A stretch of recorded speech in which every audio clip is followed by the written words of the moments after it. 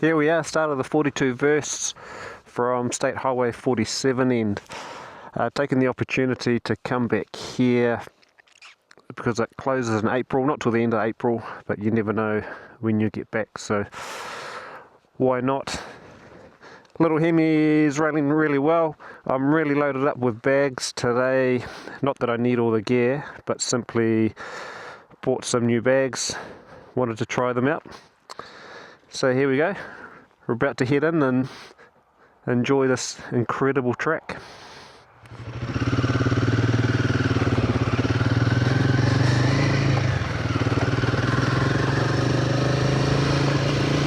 And cruising along, this first part of the track is really just a forestry road, and it takes us up to a four-wheel drive area. And realistically, if you're coming in there for a camp or an explore or hike, you can get two-wheel drive down here, but once you get to the four-wheel drive park, you'd be risking it to go any further.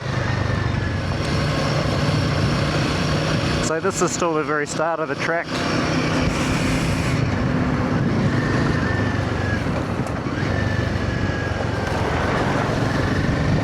And just a word of warning, this is a really high used area. They're used for dirt bikes, adventure bikes, four-wheel drives, hikers, mountain bikers and hunters. So it really is a place that you can come in here and do a lot camping, but you have to ride with the expectation that you're going to come across another vehicle. So enjoy it, but be careful. Sorry, just had to concentrate a bit on that. You'll notice there's lots of side tracks too, and they're definitely worth an explore. Out here on a solo trip, I'm just going to stick to the main track. Well, I say that now, sometimes the temptation gets a little bit too much, but this track is just, the dirt is looking beautiful today. I reckon they've had a little bit more rain this way than what we have had over Taupo, which is not unusual. The weather is quite often very different over here in the mountains. But this is looking absolutely epic today. But it does really look like there's been a lot of vehicles on the track, so definitely be careful today. Now obviously on camera this never looks as good as what it does live. This bit's a little bit technical, but nothing too concerning, and it doesn't get much worse than this.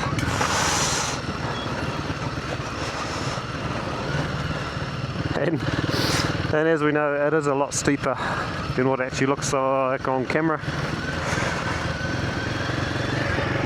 But yeah, just can't get over how beautiful this dirt is today. It's just about perfect conditions. Until we start hitting the clay type stuff and it gets a bit slipperier, but this track, other than getting a little bit rough in places, is definitely manageable for most rider abilities. And one thing I didn't do is drop my tyre pressure, but so far there's been no issues. And these tyres, last time I was here I had the original tyres and they held pretty well, but they were a lot skitchier than what these were. These seem pretty solid. They haven't really been tested and anything too slippery or sketchy.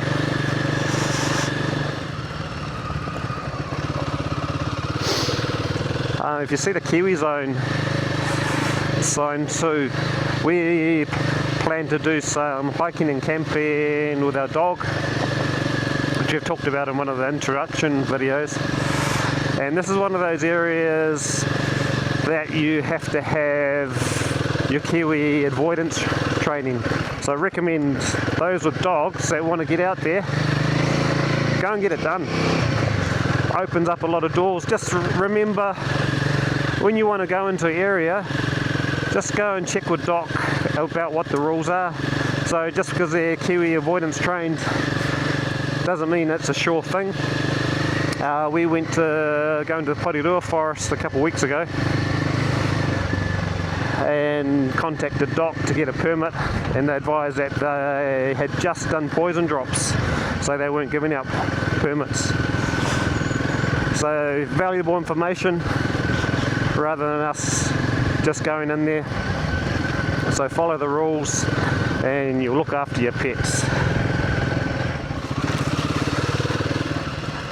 Got a little bit through here with a fair bit of water running down it too. So it might get a little bit more fun, might get a little bit more technical.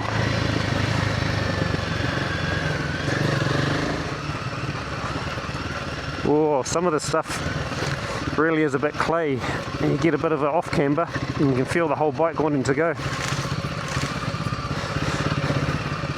But it's generally through bad line choice, it can be avoided.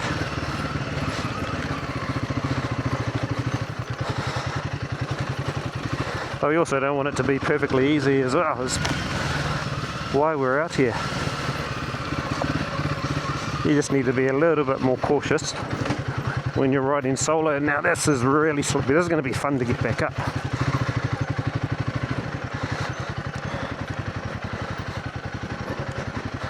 That was both brakes on and still sliding.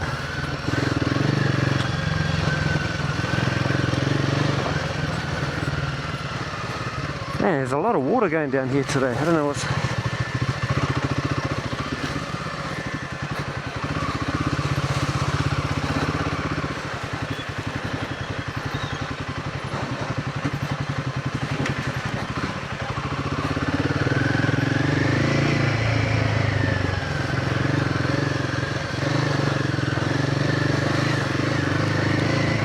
I feel like we've just missed a really big downpour.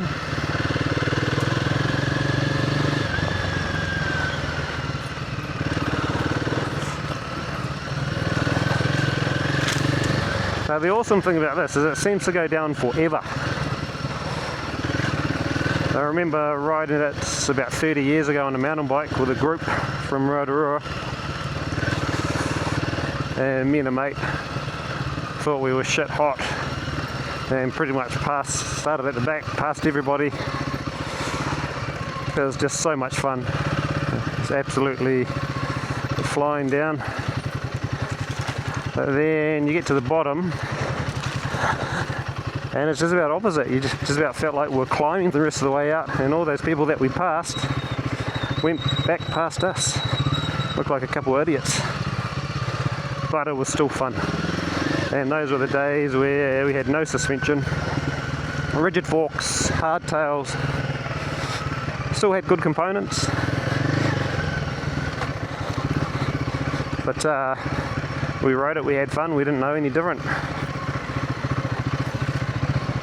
And need to come back and ride it again. Different riding conditions through here. We're in first and second most of the time. Sorry, second and third most of the time. And single cylinder 450, she warms up pretty quick without that airflow through. That's just a little bit worried about the bag, but hey, it'll be what it'll be.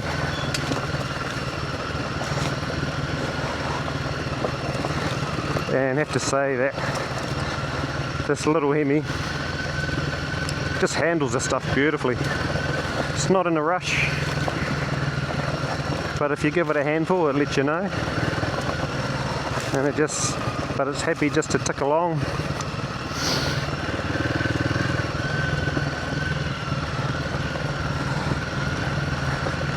Cruiser's happy on the open road, 100, 110. And let's be fair, you don't really need much more than that on New Zealand roads. Lacks a little bit of passing power, but it gets me to where I need to go. And I only want to ride it on road to get off-road.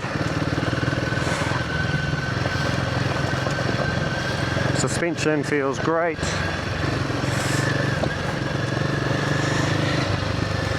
Been on a couple of single tracks where probably felt like it needed a little bit more low down torque in that first to second, just so when you give it a handful you get that front wheel up, or if you're crossing over a bit of a dodgy bit, you've got that power to go. But again, it's a matter of just adjusting your riding style. My big trouble with this is I forget it's not a dirt bike. So obviously I've got a YZ250X 2-stroke. It's a trail ride, and there's a lot more clearance, there's a lot more suspension, and it's about half the weight.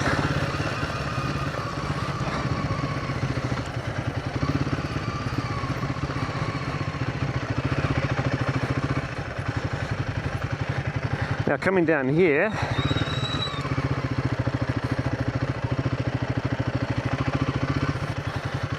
this is going to be fun to get up. This is really, really steep. I'm going to be interested to see if I can get up without having to dump the air out of the tyres.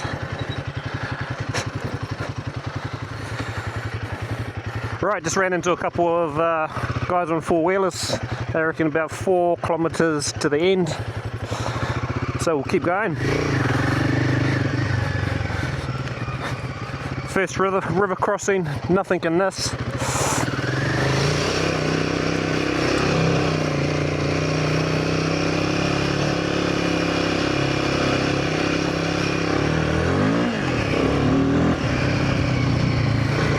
Those side roads.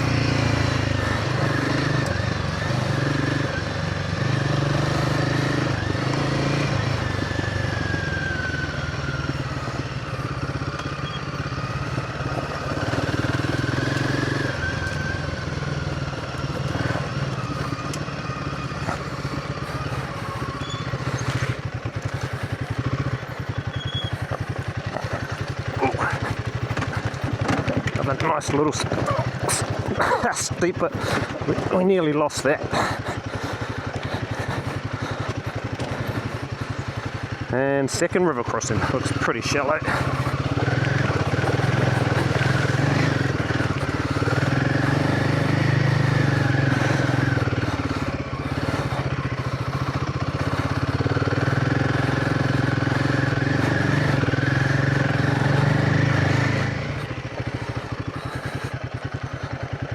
Here comes the rain. Whoa, look at that.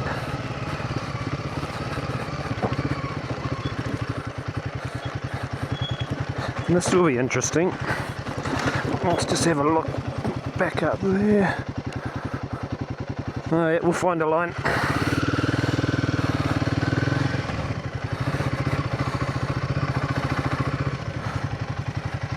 Oh, it ain't that one.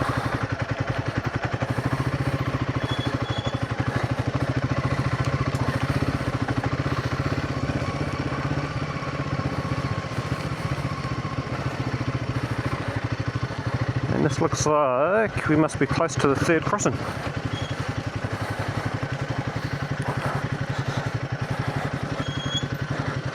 It's a little bit deeper.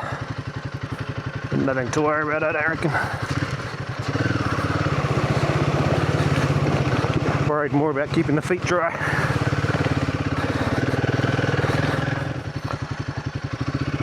And that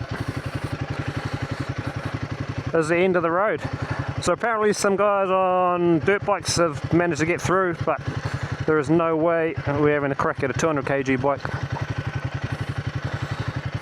So yeah, and hikers and mountain bikers can get through. So we're going to turn around, head back out. Right, here we go.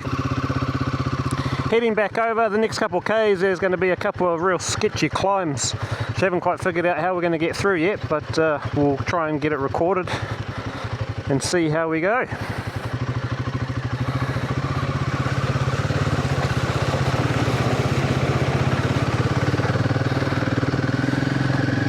Not very elegant through there, just trying to keep my feet dry.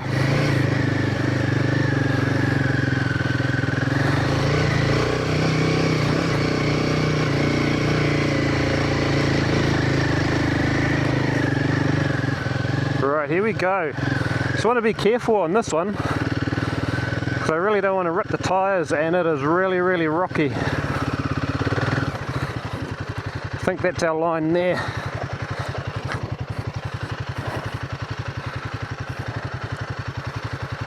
It's going to have to be our line, I think.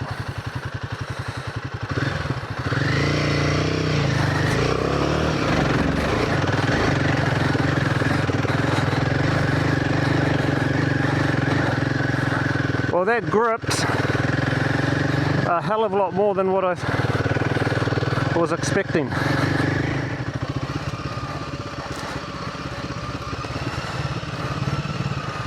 Nice little downhill, this one.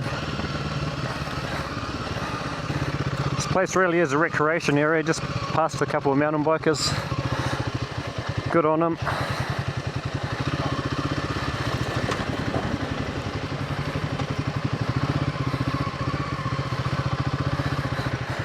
Now this one's bloody steep.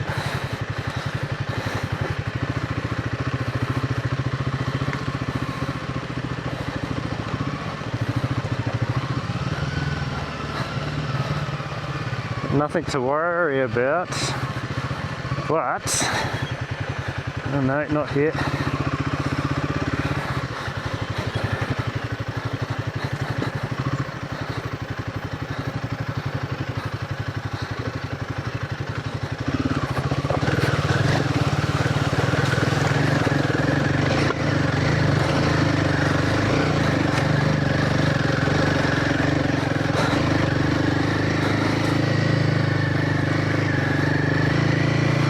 Lost a little bit of traction on that one, but not too much.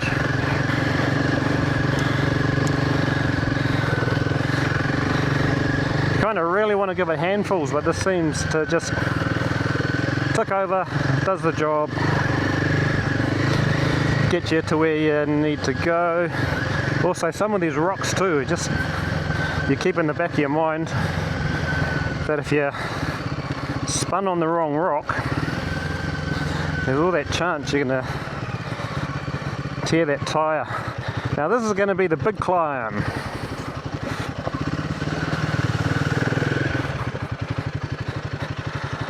I reckon left line. Let's just go, do it.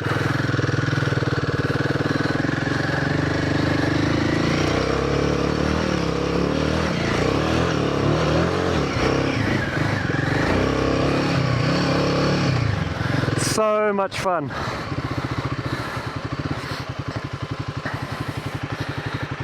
So good. I wish the camera showed how steep it was. But that was nice dirt, so you could give it a handful and just keep going. Lost it sort of halfway up, but out of straight, gave it some more, and here we are at the top. So we're going to just cruise back now. That's all the real fun parts. It's just a nice track all the way along. But we've recorded probably the fun bits. We'll have a bit of a evaluation when we get to the end.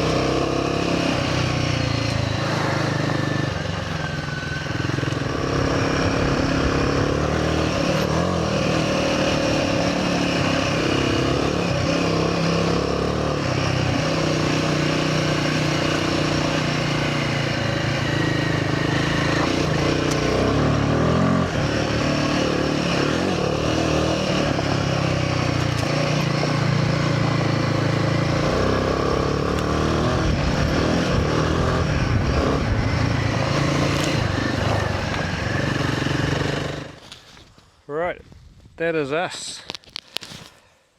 That is this end of the 42 Traverse done, and what a ride.